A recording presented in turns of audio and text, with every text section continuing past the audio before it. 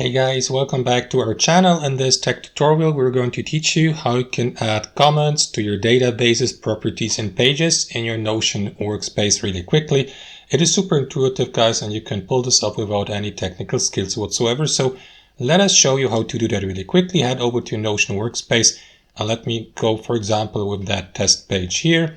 So what you want to do, guys, is simply hover your mouse over your page's title and you will see an option called add a comment, or that's not the best example because I already clicked on it. So let me go to another page like that one here, for example. So again, hover your mouse over the page's title and you will see an option called add comment here. So click on it.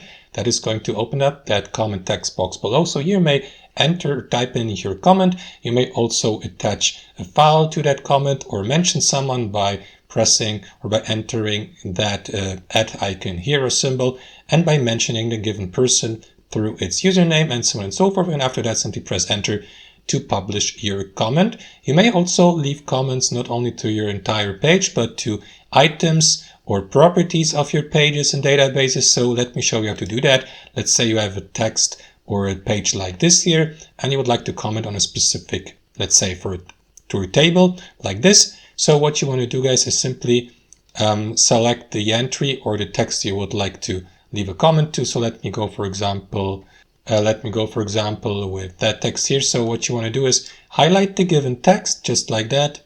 And after that, you will see a tab here at the top called comment. You may also use that shortcut here, or simply left click on it and use that box here to the right to leave your comment. It is actually no rocket science. So that's basically it, guys. That's how it works in practice. I hope you enjoyed this video, got some value from it, and we'll catch you later.